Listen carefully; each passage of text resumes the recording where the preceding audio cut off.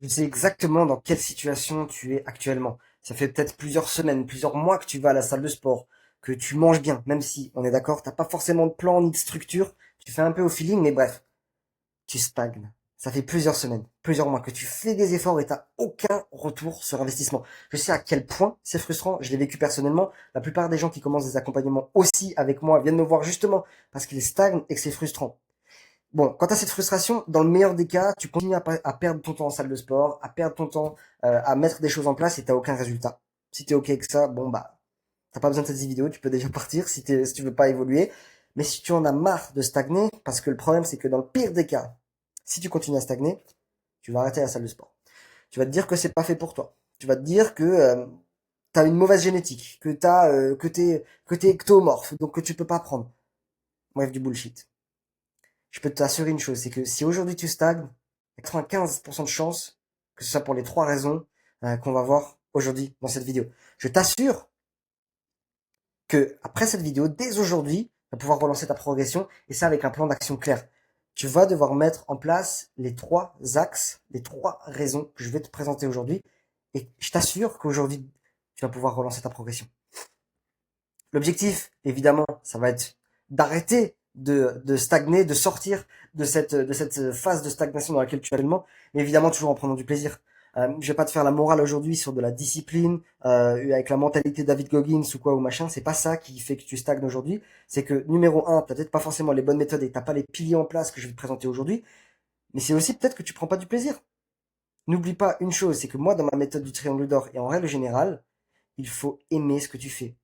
Au plus tu vas aimer le style de vie que tu dois avoir pour avoir des résultats en salle de sport, au mieux ça sera. Moi, j'utilise jamais ma discipline. Le physique que j'ai actuellement, c'est avec 0% de discipline. Parce que je kiffe ce que je fais. Et pourquoi je kiffe ce que je fais? Parce que, et déjà, évidemment, ça me rapporte des résultats, mais aussi et surtout parce que je mange des choses que j'aime, je fais des entraînements qui me font kiffer, qui m'ennuient pas, je vais à la salle de sport, j'ai pas besoin d'aller 6 fois par semaine parce que j'ai des responsabilités, toi aussi t'as des responsabilités. Bref, tout ce que je mets en place, de l'alimentation, en passant par le sport et tout l'à côté, le sommeil, ça convient à ma vie. C'est des choses que j'aime faire, que j'aime mettre en place. Et donc, évidemment, que les résultats sont juste naturels. Ça coule de source. Ça, c'est la chose que tu dois pas oublier. Ton adhérence. Il faut aimer ce que tu fais. D'accord? Sinon, tu vas tenir quelques mois et tu vas arrêter. Make sense? Bon.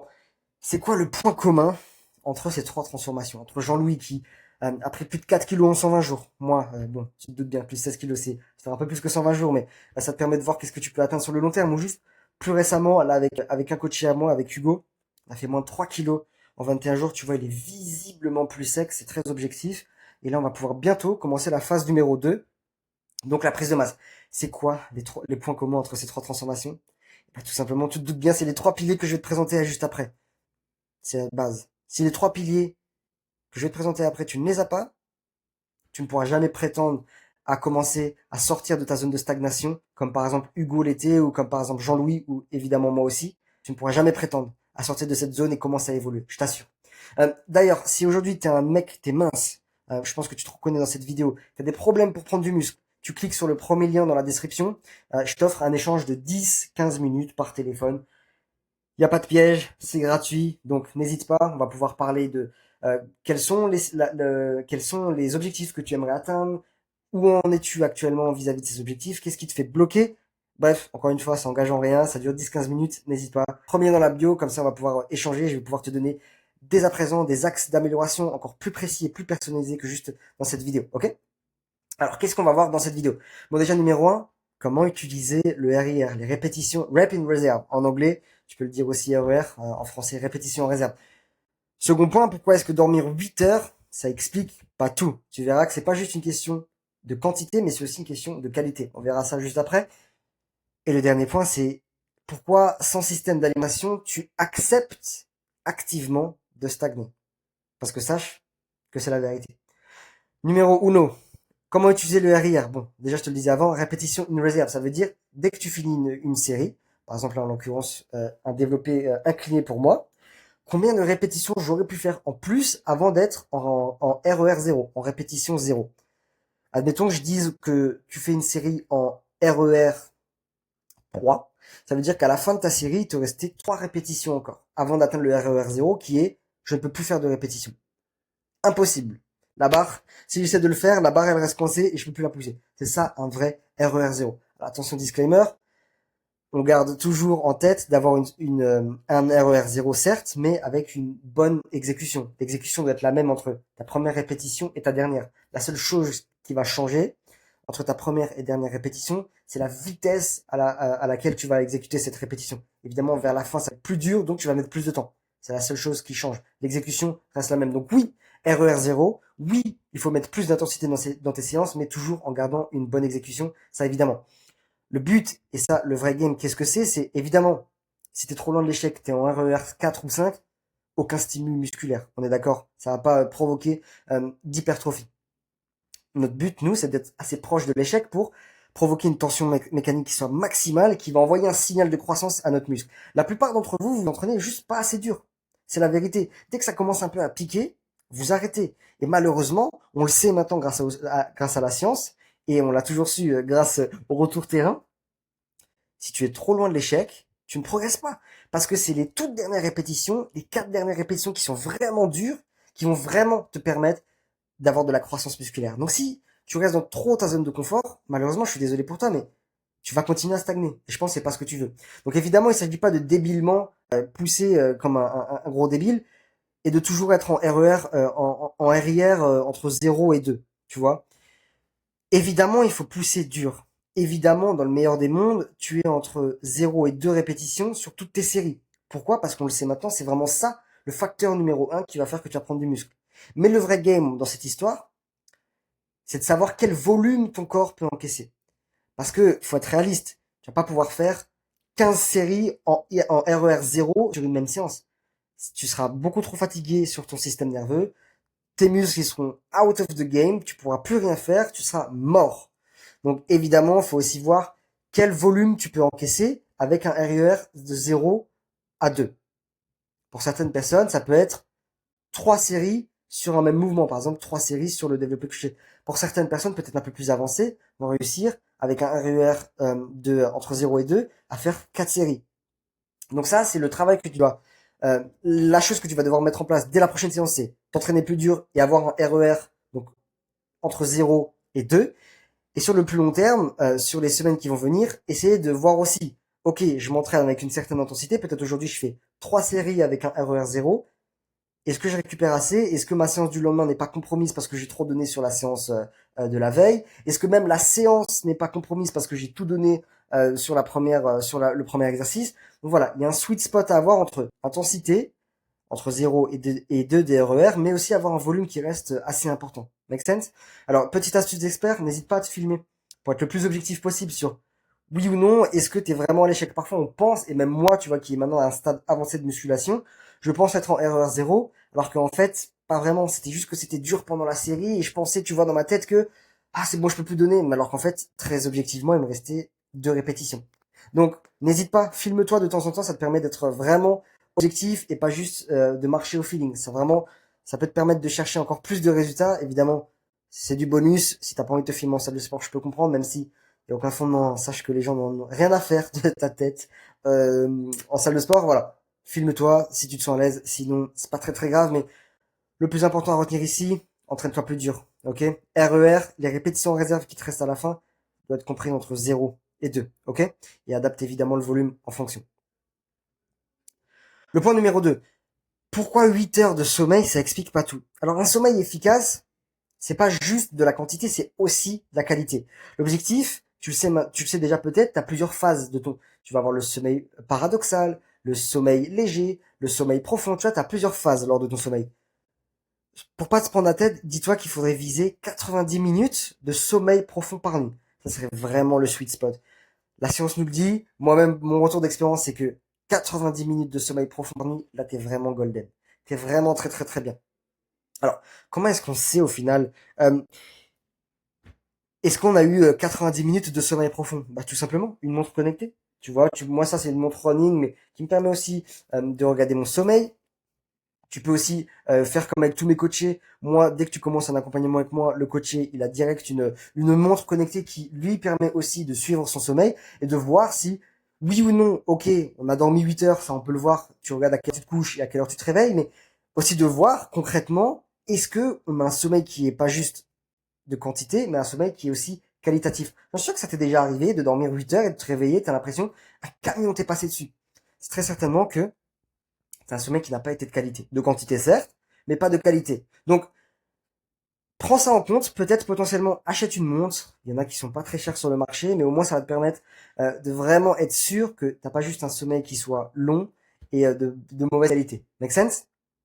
Alors, au-delà du fait de suivre son sommeil pour avoir des datas qui soient précises, comment est-ce que concrètement on va faire en sorte d'avoir un meilleur sommeil profond, un sommeil profond de, comme on l'a dit, comme on l'a vu avant, de 90 minutes.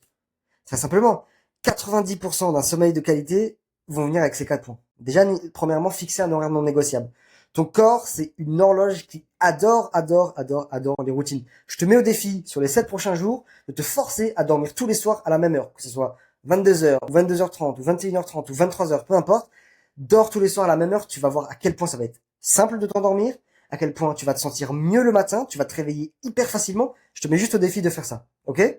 Vraiment. Fixe-toi un horaire sur les 7 prochains jours et tu vas voir comment ton sommeil va prendre en qualité. Ça va juste être insane. Numéro 2, construire un environnement qui favorise le sommeil. Très simplement, limiter déjà la lumière dans ta chambre ou dans l'endroit où tu dors. Essayer d'être dans un endroit qui est le plus sombre possible. Et second point, ça aussi, un endroit qui est pas trop chaud.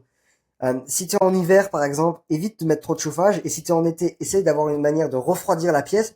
Idéalement, entre 16 et 18 degrés, c'est parfait pour favoriser, premièrement, un bon endormissement. Et second point, pour favoriser un meilleur sommeil profond. T'as déjà remarqué quand t'es dans un sommeil, quand t'es dans une chambre ou une pièce où il fait trop chaud, t'arrives pas à t'endormir. Le sommeil n'est pas réparateur. Donc, idéalement, vise entre 16 et 18 degrés dans ta chambre. Tu vois, ça va drastiquement améliorer ton sommeil. Troisième point, reprogrammer ta relation à la lumière. Alors, comme tu vois sur cette image, bon, déjà, premièrement, le soir, il faudrait éviter toutes les lumières bleues. Donc, pour ça, si tu veux t'éclairer le soir, favorise les lumières chaudes. Des LED rouges, orange, même sur tes écrans, tu vois, tu peux mettre des réglages pour éviter, tu vois, là, il y a beaucoup de lumière bleue sur mon écran de l'iPhone. Et par exemple, tu vois, moi, j'ai mis, hop, un réglage pour avoir mon téléphone qui passe en rouge. J'ai la même sur l'ordinateur, on ne voit pas là sur l'image, mais ça me permet de vraiment limiter mon exposition aux lumières bleues le soir et encore une fois, favoriser un sommeil de qualité. Reprogrammer ta relation à la lumière, ça passe aussi par la lumière du jour. Le matin, idéalement, quand tu te réveilles, va regarder le soleil ou du moins sors, même s'il fait gris. Ça te permet de régler ton horloge interne et tu peux même aller encore plus loin le soir quand il y a le coucher du soleil. Va aussi sortir dehors. Va marcher un peu, ça te permet de prendre l'air, mais aussi, encore une fois, d'envoyer un signal clair à ton corps qui est on va devoir bientôt dormir, mets-toi en mode nuit. Ça, encore une fois, ça va participer à à nous permettre d'avoir un sommeil de meilleure qualité. Ok? Dernier point, ça peut-être que tu le connais déjà, mais c'est vraiment très important, hein. Dernier repas, 2-3 heures avant de coucher. Évite au maximum de manger et de devoir dormir juste après. Ton corps, là, il est pas dans une phase pour dormir, tu es en train de le faire travailler, il est en train de digérer tous les aliments que tu es en train de lui mettre. C'est vraiment pas l'idéal. Idéalement, tu manges ton dîner ou du moins ton dernier repas ou slash snack 2-3 heures avant de coucher. Ça, très honnêtement, là, avec le premier point qu'on vient de voir, le RIR et le sommeil, c'est vraiment ce qui va mettre la différence. Et c'est ce que je vois à l'heure actuelle, c'est le plus gros problème des gens. Ils ont un sommeil, la plupart du temps, de quantité, 8 heures, 7 heures, mais pas de qualité. Donc, pense bien avoir une montre, ça va te permettre de suivre tout ça, et oublie pas ça, note-le quelque part, 90% de la qualité de ton sommeil va venir de ces 4 points que tu vas pouvoir mettre en place. Ok? Dernier point, tout simplement, je te parlais avant que tu n'avais aucun système au niveau de ton alimentation, et qu'en fait, ça faisait juste de toi quelqu'un qui acceptait activement de stagner. Ok? Je connais dans quelle situation tu es. Un jour, tu vas beaucoup manger et donc tu te dégoûtes. Le lendemain, tu vas pas manger assez, donc tu vas te frustrer, tu vas penser que j'arriverai jamais à prendre du muscle comme ça si je mange pas assez. Bref, dis-toi une chose, c'est que la solution que je vais te proposer aujourd'hui, qui est de traquer tes calories, ne le vois pas comme une prison, ne le vois pas comme quelque chose qui va t'enlever de la liberté, mais plutôt comme quelque chose qui va t'apporter de la paix mentale. Certes, premièrement, de la paix mentale, et aussi de la plus grande efficacité. En gros, là, je vais te dire un truc. Tu peux prendre du muscle, tu peux devenir plus musclé et plus sec sans traquer tes calories. Que tu dois passer par une phase de sèche, la phase numéro 1, où tu puisses directement partir sur une prise de masse, tu peux, sur le papier, tu peux. Mais c'est comme se dire de passer d'un point A à un point B en prenant un vélo, tu vas crever, tu vas devoir changer les roues, tu vas devoir remettre de la graisse sur ta chaîne. Bref, une grosse galère. Traquer ses calories, c'est passer du point A au point B en jet privé avec un pilote qui fait l'aller-retour 5 fois par jour. Efficacité, efficacité, c'est le truc le plus rapide. Ok? Alors, maintenant, la question qui vient tout de suite, c'est numéro un, combien de calories tu dois manger et comment le suivre au jour le jour? Tout simplement, tu vas devoir utiliser un tracker que je vais te montrer juste après. Numéro un, un tracker. Numéro 2, on va calculer aussi ton total calorique. Tu vas le voir ça d'ici quelques secondes. Mais avant tout, petit disclaimer. Petit disclaimer, le plus important. Plus de calories ne veut pas dire plus de muscles. Et si tu passes déjà en phase 1 de sèche, ça veut pas dire que tu sois en déficit, ça veut pas dire que tu peux pas construire du muscle. Ça, c'est intéressant, c'est primordial même de le savoir. Sinon, tu te doutes bien, ça serait trop simple. Pourquoi on mangerait pas tous 10 000 calories? On serait tous plus musclés. Donc tu te doutes bien, c'est pas aussi simple que ça. Bref. Très simplement, tu vas devoir te rendre sur ce site web, tdiicalculator.net. Ça va nous permettre de quoi? Calculer ton total calorique théorique de maintenance. Qu'est-ce que j'entends par là? Admettons, moi j'ai 22 ans. Actuellement, je fais 66 kilos. Je fais 1m72. Tu vas devoir faire pareil de ton côté. Au niveau de l'activité, alors ça va permettre au calculateur de définir plus ou moins combien de calories tu brûles tous les jours et d'adapter tes calories de maintenance. Alors je t'ai mis un petit rappel ici. Pour estimer ta dépense calorique, regarde sur ton téléphone ou sur ta montre. Si tu as déjà une montre connectée, c'est super parce que tu peux déjà voir combien de pas tu fais par jour en moyenne. Si tu peux pas, tu regardes sur ton téléphone, tu vas dans ton application santé, que tu sois sur iPhone ou Samsung, et ça va te permettre d'estimer regarde sur une semaine ou sur un mois, combien de pas tu fais plus ou moins par jour. Ensuite, tu vas regarder, par exemple, admettons que si tu es dans la fourchette modérée, tu marches entre 8 à 13 000 pas par jour, donc tu vas devoir ici mettre, tu vois, moderate exercises. Super l'accent. C'est le troisième. Tu vas mettre ça, et ensuite tu vas calculer le body fat, on s'en fout un peu. Ensuite, là, ici, tu vas avoir ton total calorique de maintenance. En l'occurrence, pour nous, là, il est, par rapport à mon profil, 2527. Là, il y a deux choses. Si tu pars en phase de sèche, tu prends ce chiffre et tu vas enlever 15%.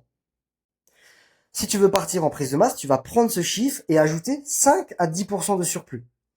Une fois que tu as calculé, que ce soit ton total de déficit ou ton total de surplus, ça nous donne un total théorique. Ça reste un calcul et c'est pas évidemment la réalité. Le corps est une machine complexe. C'est pour ça qu'une fois que tu as ce total, c'est pas encore fini. Il faut juste faire une phase de test. Donc nous, c'est ce qu'on fait avec tous mes élèves, tous mes coachés.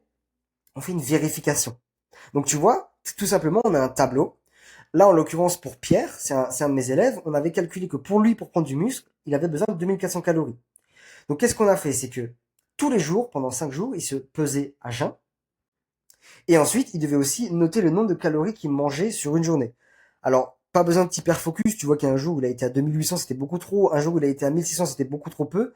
Mais on a regardé, tu vois, la moyenne sur 5 jours. Elle était à 2200, un peu même moins que ce qu'on avait prévu de base. Mais tu vois que son poids a une tendance à la hausse. Il a commencé le jour 1 à 63,1 et il a fini à 64,7. Ça nous donne une directive, c'est que oui, le total théorique est validé. Il nous permet, en l'occurrence là, dans ce cas-là, de prendre du muscle. Donc toi, tu vas devoir faire exactement la même chose. Une fois que tu as calculé soit ton total de déficit, donc c'est-à-dire avec 15% de déficit par rapport à ta maintenance, donc là en l'occurrence, je te le rappelle, c'était moi 2500, ou que tu sois en prise de muscle, c'est-à-dire que tu vas rajouter 5 à 10% de 2500 pour être en surplus calorique, il faut absolument que tu fasses ce test. Si tu vois que, admettons que tu veuilles prendre du muscle, tu as une tendance à la hausse, le total calorique est validé. On ne touche plus à rien. Si tu as envie de perdre du poids et que tu vois que sur 5 jours, ton poids baisse, on ne touche plus à rien, le total est validé. Ok? Voilà, ça c'est les 3 gros points qu'il faut que tu mettes en place aujourd'hui. Tu vois, le plan d'action il est clair. Les répétitions en réserve, 0 et 2. Appliquer un sommeil maintenant, appliquer toutes ces actions pour avoir un sommeil qui soit de qualité et pas juste de quantité. Minimum, on l'a vu, 90 minutes en sommeil profond. Achète une montre si tu veux vraiment suivre et que tu veux vraiment passer à un level supérieur au niveau de ton sommeil. Et second point, calcule tes calories. Arrête un peu de faire ça à l'estimation. Tu es juste en train de te faire des néo-cerveaux et de perdre ton temps. Ça dure 5 secondes de calculer ses calories. Vraiment, ça va rien changer à ta vie si ce n'est le fait que tu vas enfin atteindre tes résultats et tu vas arrêter de stagner. Ok? Mets tous ces points en place de ton côté et je t'assure que 95% des gens qui stagnent actuellement, dont toi, c'est à cause de ces 3 points. C'est à cause de ces 3 points. Le pilier de l'entraînement, le pilier de la récupération et le pilier de l'alimentation. Ok? N'oublie pas, si tu veux avoir un échange directement avec moi de 10-15 minutes, encore une fois, il n'y a pas de piège. On regarde où tu en es actuellement, où est-ce que tu veux aller, quelles sont les choses sur lesquelles tu bloques actuellement. Je te donne un max de valeur en 10 minutes. Clique sur le premier lien dans la description et puis tu vas pouvoir avoir accès directement à mon calendrier. Et puis comme ça, on pourra se prendre 10 minutes. Je te remercie pour ton attention et puis on se revoit à très vite. Let's go!